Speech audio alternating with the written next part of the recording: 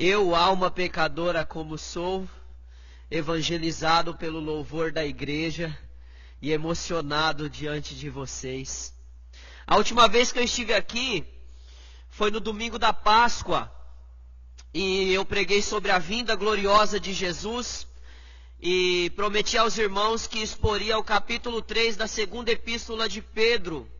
Nessa última pregação sobre a vinda gloriosa de Jesus, eu falei que a vinda de Jesus, ela é súbita, como o ladrão da noite, ela é física, ela é pessoal, ela é visível e, por fim, ela será gloriosa.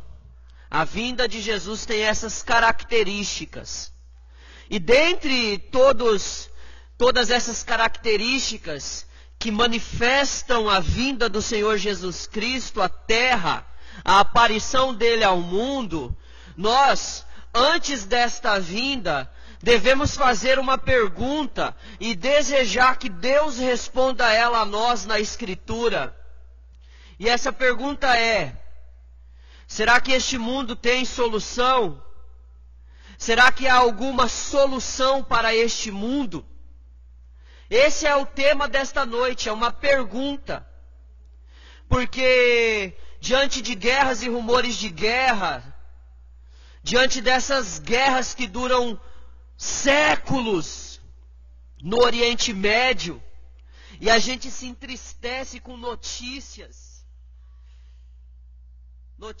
que não vale nem a pena eu falar aqui nesse momento, de tanto sofrimento, e nós nos perguntamos, será que há uma solução para este mundo?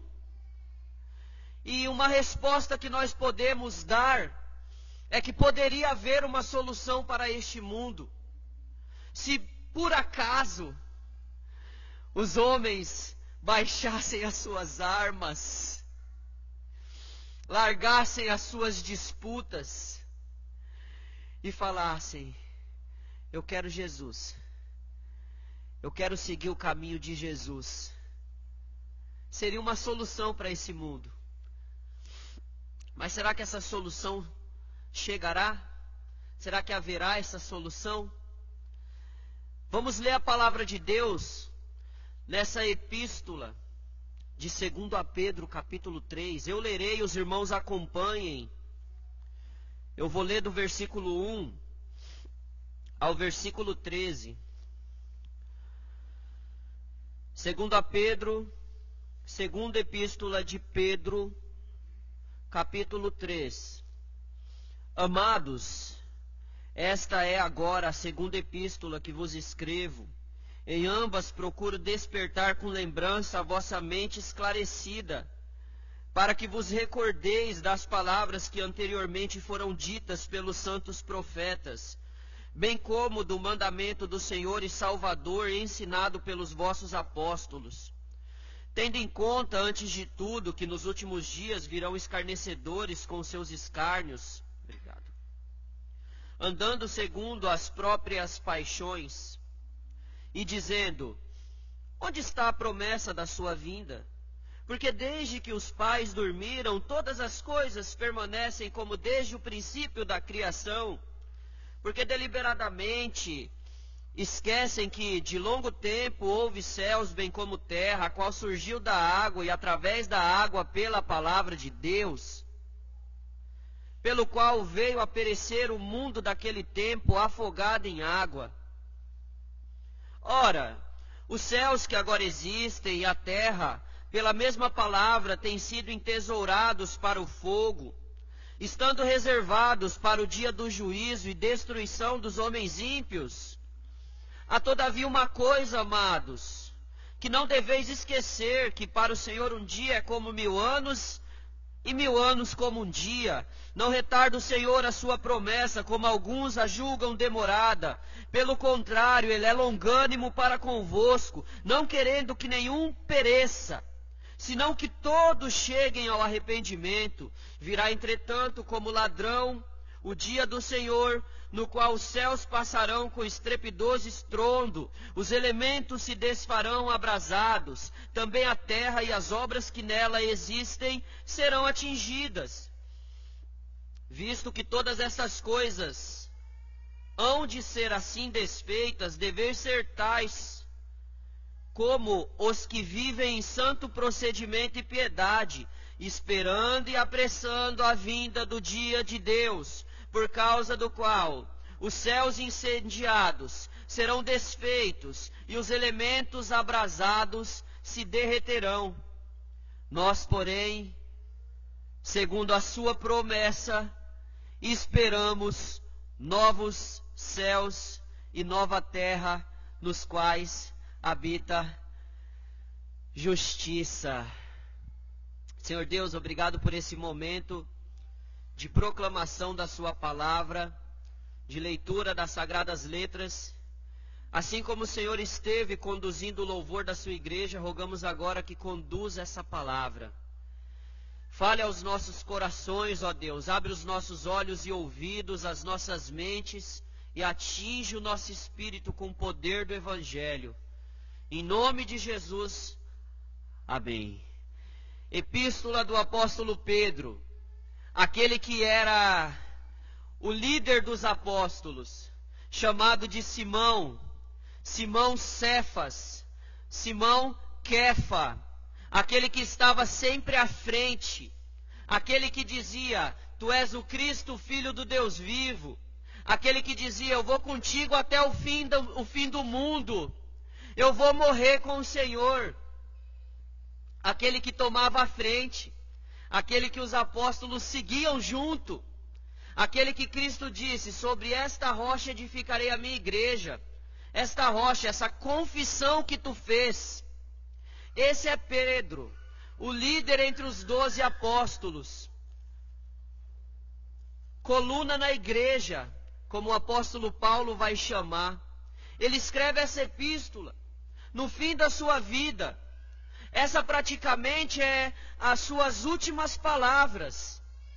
Ele escreveu essa epístola segundo a tradição da igreja, segundo os historiadores, os comentaristas bíblicos, dentro de uma prisão romana.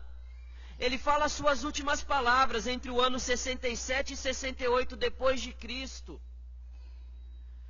40 anos, praticamente 40 anos depois que Jesus Cristo falou para ele: quando você era menino, você ia para onde você queria, mas vai chegar um momento em que você vai ser levado para um lugar que você não quer ir. Vão te vestir roupas que você não quer vestir, roupa de presidiário. Pedro na prisão romana, escrevendo às igrejas da dispersão, algumas igrejas. E no capítulo 1 da primeira epístola, ele vai listar essas igrejas. E o propósito dessa epístola é apresentar as características dos falsos mestres e seus ensinos. Essa epístola traz um ensinamento sólido, concreto, que para você destronar a mentira, basta você pregar a verdade. Para você aniquilar o erro, você deve pregar o que é certo. O melhor meio de defesa contra os erros é a verdade do Evangelho, é a palavra de Deus. E essa epístola vem com esse propósito de desenvolver o caráter dos crentes, de fortalecer a certeza da salvação, de mostrar que os escritos dos apóstolos são totalmente infalíveis e inspirados por Deus. Nessa epístola ele vai falar sobre isso. Só que agora nós estamos aqui, o capítulo 1 e o capítulo 2 vai dizer que Deus nos dá as condições para podermos viver nessa terra, glorificando a Ele. As condições de enfrentar os falsos profetas, que levantam e trazem heresias destruidoras no seio da igreja. Dissimuladamente eles pregam seus falsos ensinos. Mas Deus nos doa as virtudes necessárias para a sua glória. Ensino do capítulo 1 e do capítulo 2 é mais ou menos isso. E ele vai dizer que nós devemos nos apegar à palavra profética. E essa palavra profética é semelhante a uma candeia que brilha em lugar tenebroso, uma lâmpada acesa num quarto escuro. Ele fala, olha, no capítulo 1, versículo 16 em diante, olha, eu vi Jesus no monte da transfiguração. Isso eu vi, e vocês podem ter uma certeza mais profunda, mais sólida, confiando na palavra de Deus. Ele vai falar isso. Só que nesse capítulo 3, rapaz, nesse capítulo 3 poderiam ser produzidos vários livros em cima dos temas que esse capítulo aborda. Parece que é uma epístola dentro desta carta. Parece que são duas dentro de uma, de tanta profundidade que esse capítulo evoca. Vamos nos aproximar do versículo 1 nesse momento com muita reverência e temor a Deus, para analisarmos esse capítulo de forma minuciosa e nos alimentarmos dessa palavra de Deus. Ele começa o versículo 1 do capítulo 3 dizendo, amados, agaperoi. Ele está dizendo o seguinte, vocês são amados por Deus de forma incondicional. Já nessa primeira palavra, Pedro vai mostrar com quem que ele está falando. Ele está falando com aqueles que Deus, antes da fundação do mundo, conheceu de antemão, amou, decidiu se envolver, decidiu se relacionar, decidiu salvar e no momento oportuno mostrou o seu amor e salvou.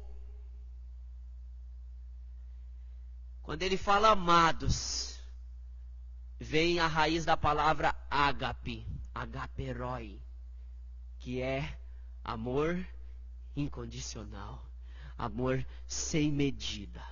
É para vocês que eu destino essas palavras, a vocês que são amados por Deus.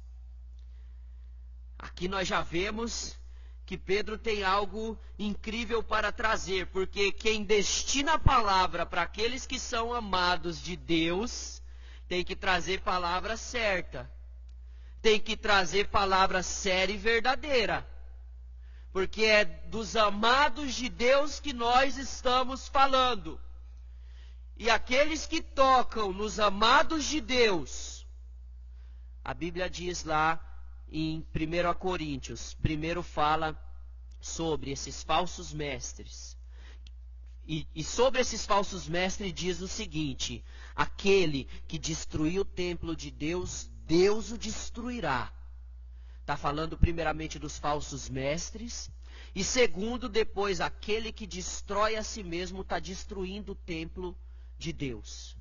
Então é o povo de Deus, são os amados de Deus. Conseguiu entender com clareza para quem é esse povo que Pedro está destinando essas palavras? É para mim e para você. Amados do Senhor, irmã Vânia. Glória a Jesus. Aleluia. E aí ele vai explicar que essa epístola é a segunda que ele está escrevendo. Só que ele vai dizer uma coisa. Se na primeira epístola ele escreve para dizer que a vinda de Jesus está breve, na segunda ele fala para o povo, calma um pouquinho. Espera mais um pouco. Tem um motivo ainda para você não ter presenciado a vinda de Jesus. Na segunda ele vai falar sobre isso. E ele diz, esta é agora a segunda epístola que vos escrevo. E nesse texto, nesse versículo, ele vai explicar o propósito da epístola para esse povo e o propósito da palavra de Deus para nós.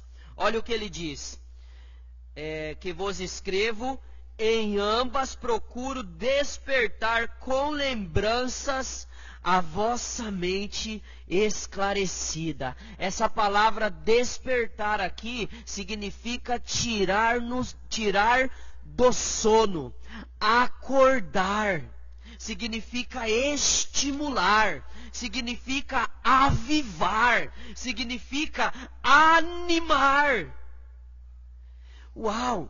O que a palavra de Deus está dizendo aqui? Que a própria palavra de Deus tem a capacidade de nos tirar do sono, de nos acordar, de nos despertar, de nos estimular e de nos animar. Ele fala: eu espero que esse escrito que eu trago a vocês, despertem com lembranças a vossa mente esclarecida. E a lembrança que Pedro está dizendo aqui é a rememoração do que eles já sabem. É eles relembrarem, é essa mente testada sob a luz. A mente esclarecida é uma mente iluminada, é uma mente testada sobre a luz do sol, é uma mente que recebe a luz de Deus. Então ele fala: agora eu vim para trazer luz para a mente de vocês, para tirar vocês do sono e iluminar a mente de vocês. Esse versículo poderoso nos mostra a influência da palavra de Deus na mente dos crentes verdadeiros. E aí no versículo 2 ele vai dizer: para que vos recordeis das palavras que anteriormente foram ditas pelos santos profetas, os agentes da revelação do Antigo Testamento, bem como do mandamento do Senhor e Salvador, ensinado pelos vossos apóstolos. Pedro está dizendo: se os falsos mestres estão se levantando entre vocês, se os hereges estão falando aos seus ouvidos, recordem as sagradas letras, recorde o que vocês ouviram dos santos profetas, o que vocês ouviram dos santos apóstolos, o ensinamento do Senhor. Todo o evangelho tem que ser rememorado, nossa mente tem que estar sempre mastigando a palavra de Deus. É sobre isso que Pedro está falando. Antes de entrar no assunto da segunda vinda, ele está dizendo: nós precisamos colocar em contraste o falso ensino com o evangelho, com a palavra que é poder de Deus para a salvação, que destrói as fortalezas do mal. Sobre isso que Pedro está falando. E aí, ele vai explicar o porquê que ele está falando sobre isso. No versículo 3, ele vai dizer: tendo em conta, significa considerando, antes de tudo, que nos últimos dias virão escarnecedores. E quem esteve na lição número 6 da EBD, ela dá uma explicação muito interessante sobre o que significa essa palavra escarnecedores. São aqueles que estão oferecendo um culto cínico, um cinismo espiritual. Mas aqui o apóstolo Pedro está falando de outro sentido, que também vale, e é o sentido daqueles que zombam, daqueles que dançam em meio ao caos, daqueles que zombam em relação ao ensinamento dos apóstolos, ao ensinamento dos dos profetas do Antigo Testamento. Esses são os escarnecedores que Pedro está falando aqui, cínicos, que seguem seus próprios escárnios, que andam segundo as suas próprias paixões. Quando alguém não anda no caminho de Deus, ele é destinado a andar segundo as suas próprias inclinações, segundo os seus desejos ardentes, pecaminosos. Isso que ocorre com quem vive assim. Então ele vai falar: considere, presta atenção. Pedro está sendo irônico aqui. Pedro está falando, nós já estamos vivendo os últimos dias. Como assim, Pedro? Olha os escarnecedores aí. Olha os falsos profetas aí. Olha esses cínicos, esses cegos, esses que zombam.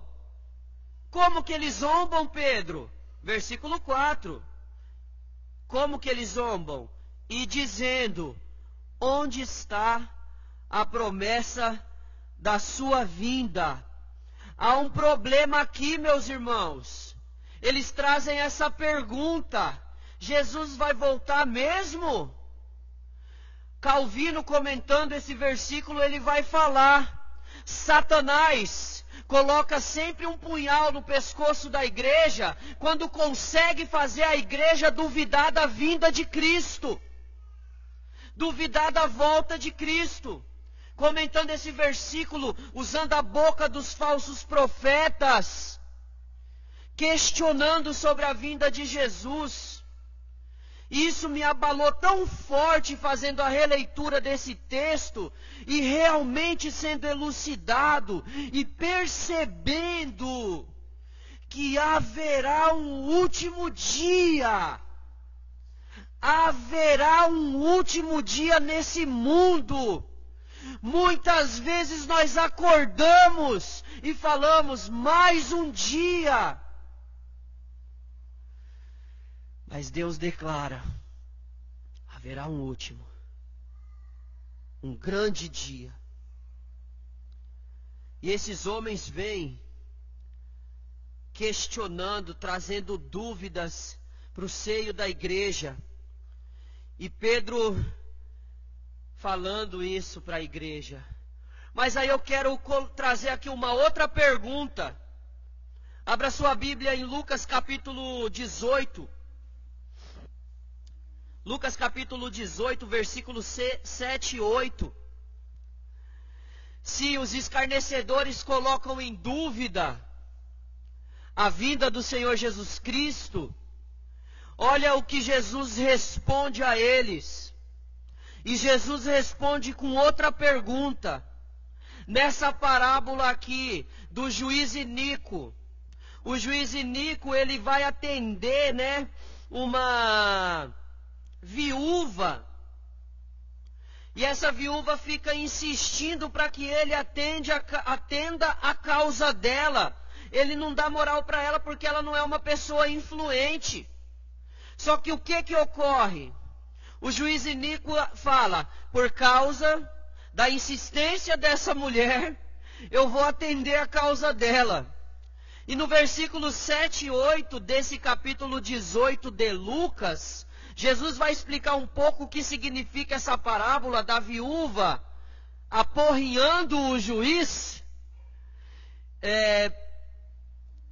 provocando o juiz, incomodando o juiz, e ele atendendo ela logo em seguida. E no versículo 7 Jesus diz, não fará Deus justiça aos seus escolhidos, que a ele clamam dia e noite, embora pareça demorados defendê-los. Jesus ele traz uma pergunta, só que agora ele vai trazer uma pergunta muito mais profunda. E a próxima pergunta é a seguinte: digo-vos que depressa lhes fará justiça. Deus vai ouvir as orações dos que clamam por justiça.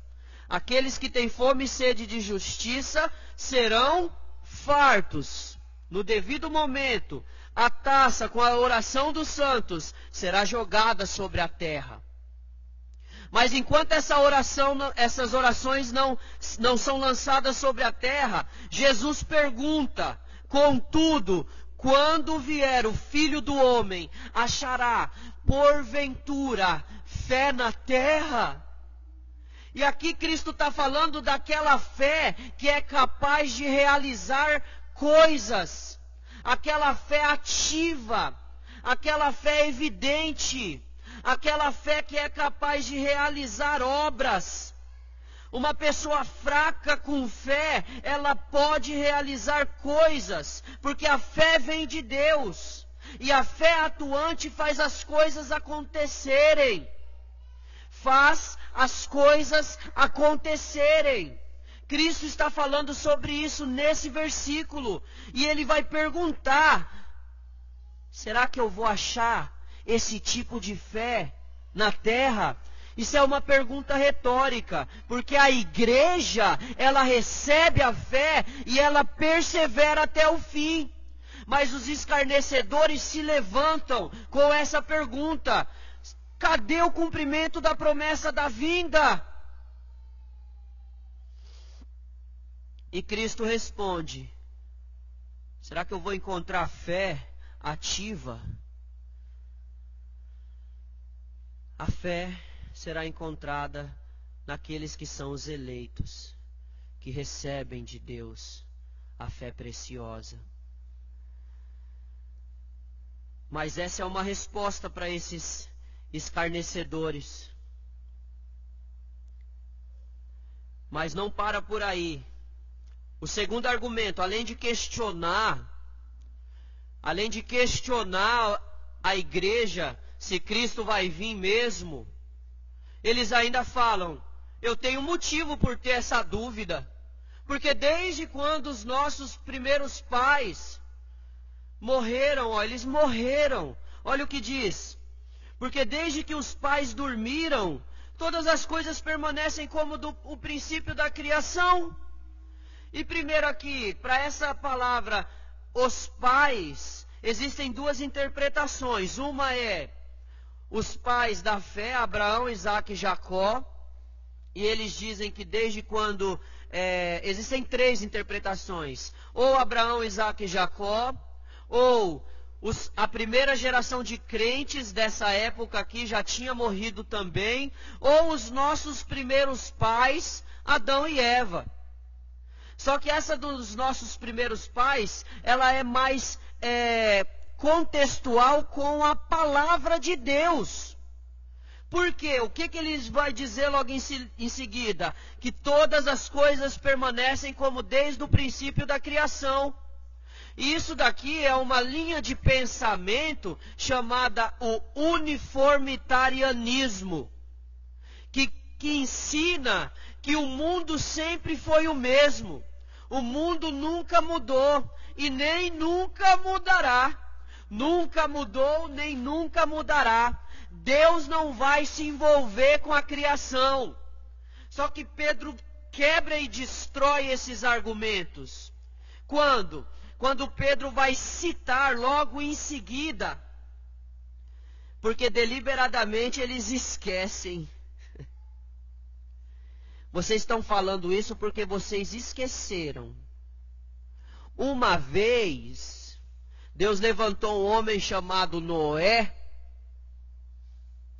e reiniciou o mundo. As coisas não estão como desde o princípio da criação. Deus já refez o mundo uma vez, porque viu o Senhor que era mau.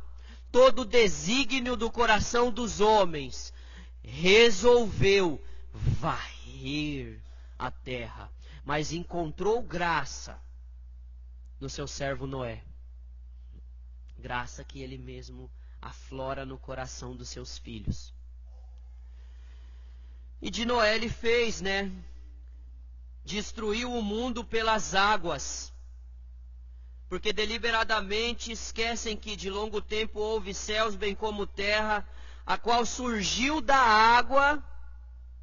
Deus criou tudo, e criando ele trouxe rios, lagoas, mares.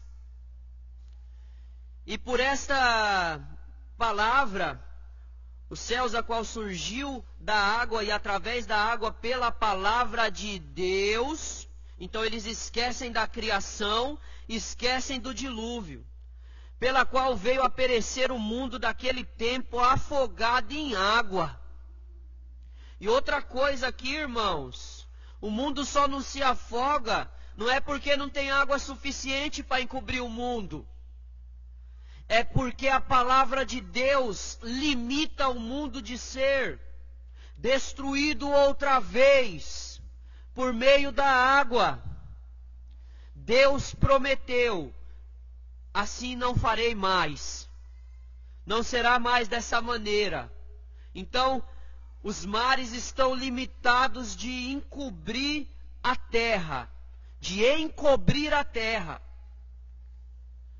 Então, o que vai acontecer? Nós já estamos em outro mundo. O mundo que Deus criou foi renovado em Noé. Certo ou não? Certo. E aí, Pedro vai falar umas palavrinhas mágicas aqui. Perdão, mágica não. Palavras de Deus aqui. E olha o que ele diz. Ora, os céus que agora existem e a terra, pela mesma palavra, têm sido entesourados para o fogo, estando reservados para o dia do juízo e destruição dos homens ímpios. E aqui responde a pergunta que eu fiz no início da pregação.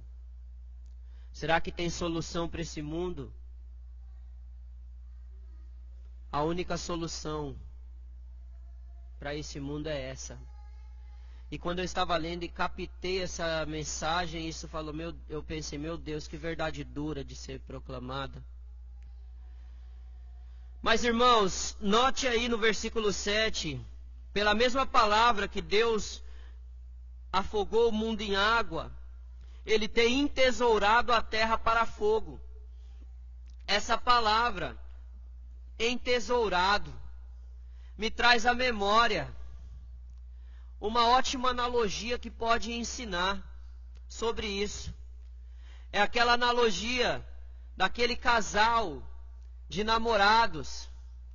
E eles namoram, ficam anos namorando, trocando cartas, trocando presentes. E um dos dois guarda os presentes numa caixa. Só que ali aquele relacionamento não dá certo. E eles pegam aquela caixa de presentes e botam fogo. E queimam. É uma forma de nós entendermos esse versículo. Essa terra no qual colecionamos memórias, no qual colecionamos história. Olha o que diz aqui.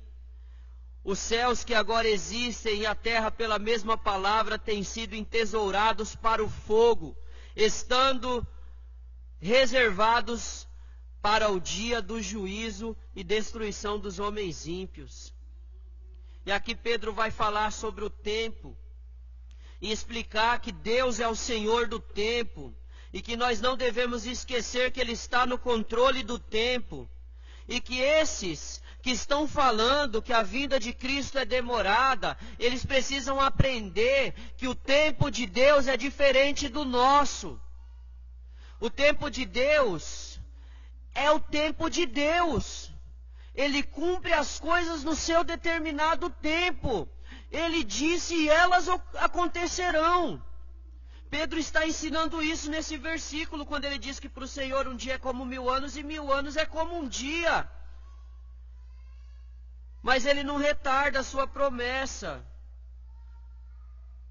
Deus não espera, Deus tem um tempo determinado, Deus tem data marcada, tanto para cumprir com a sua promessa que nos consola, quanto para a destruição do mundo por meio do fogo. Ele não retarda a sua promessa, embora alguns julgam demorada. Pelo contrário, Ele é longânimo.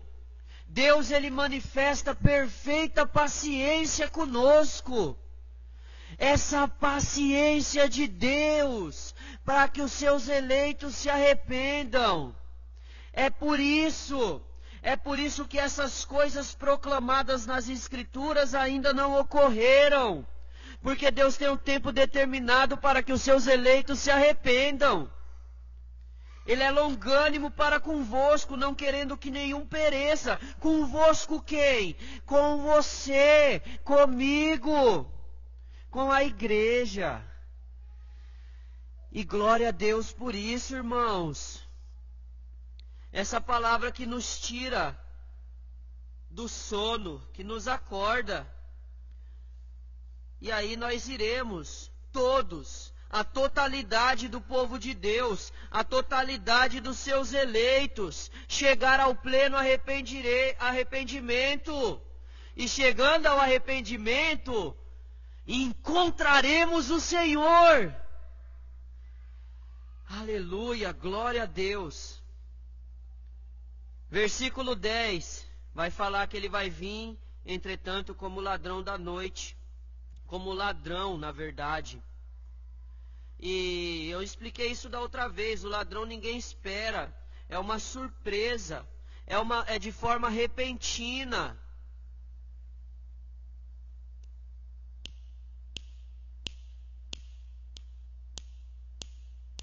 Bum!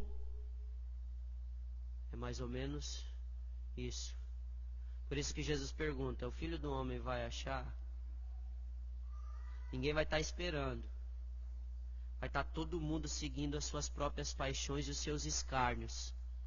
E a igreja, santos, santifiquem-se ainda mais, fazendo separação dos justos e dos impuros, purificando cada vez mais o seu povo. E no versículo 10 ele vai dizer: no qual os céus passarão com estrepidoso estrondo. E Cristo ele faz uma explicação desse versículo falando sobre as estrelas caindo, as estruturas do céu sendo abaladas, o firmamento sendo destruído e as pessoas vendo as estrelas caírem. Tenta imaginar o terror. E é por isso que as escrituras dizem que todas as tribos da terra se lamentarão quando chegar esse momento, por causa desse estrepidoso estrondo. E os elementos se desfarão abrasados. Também a terra e as obras que nela existem serão atingidas. Está falando aqui que os elementos da terra serão incinerados, se desintegrarão. Isso que o mundo está entesourado, guardado num baú para esse momento, numa caixa. Por isso que Jesus diz que nós não devemos colocar o nosso coração nos tesouros da terra, e sim nos tesouros do céu. Visto que todas essas coisas hão de ser assim desfeitas, aí ele vai falar, então, o que nós devemos fazer? Estou caminhando ao fim. Ele vai falar, então, o que nós devemos fazer? Já que todas as coisas vão ser desfeitas, diante desses acontecimentos, cada cristão deve adequar a sua vida aos padrões de Deus, aos santos desígnios do Pai. Vai ensinar que com a certeza de que haverá um último dia, nós devemos viver cada dia como um ensaio para viver esse último dia. Faça o seu trabalho. Faça o seu trabalho. Execute o seu ofício, a sua função. Daqui a pouco você vai descansar. Daqui a pouco você vai ser consolado. Vai haver um momento em que todos os seus traumas, todo o amor que você não recebeu nessa terra, você receberá. E nós vamos viver com o Senhor após esse último dia da terra, após o renovo e a restauração da criação. Assim, deveis ser tais como os que vivem em santo procedimento, esperando e apressando a vinda do dia de Deus. Por quê? Porque o último dia findará, mas o dia de Deus ocorrerá perpetuamente. Compreende? O dia do Senhor, Ele trará juízo a todas as nações. Mas o dia de Deus que nós estamos esperando é o dia em que viveremos para sempre com o Senhor, alcançando o reino celestial. por causa do qual os céus incendiados serão desfeitos, e os elementos abrasados se derreterão. E esse apressando a vinda significa desejando ansiosamente a vinda do Senhor. Não devemos temer o dia do Senhor. O fim está chegando e nós não sofreremos nesse dia. Nesse dia seremos consolados, receberemos a coroa, o galardão, receberemos a recompensa que Cristo conquistou para nós. Extenso isso, profundo isso. Sobre isso essa palavra diz. E é por isso que Pedro encerra aqui essa perícope, essa palavra dizendo: nós, porém, segundo a sua promessa, esperamos novos céus e nova terra, nos quais habita justiça. A justiça prevalecerá. A justiça tem personificação. Cristo é o sol da justiça que permanecerá, que encontraremos no céu.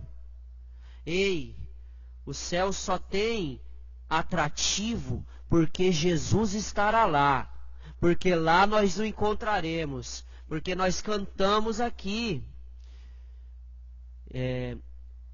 aos seus pés sentados, queremos seus conselhos receber, e sendo por ti mesmo doutrinados, de fé em fé, de mais e mais na santa fé crescer. É a presença de Cristo. Ei, você vai ver Jesus. Os seus olhos contemplarão o Filho. Lembra João? Lá no Apocalipse ele fala: quando eu vi o Cordeiro eu comecei a chorar.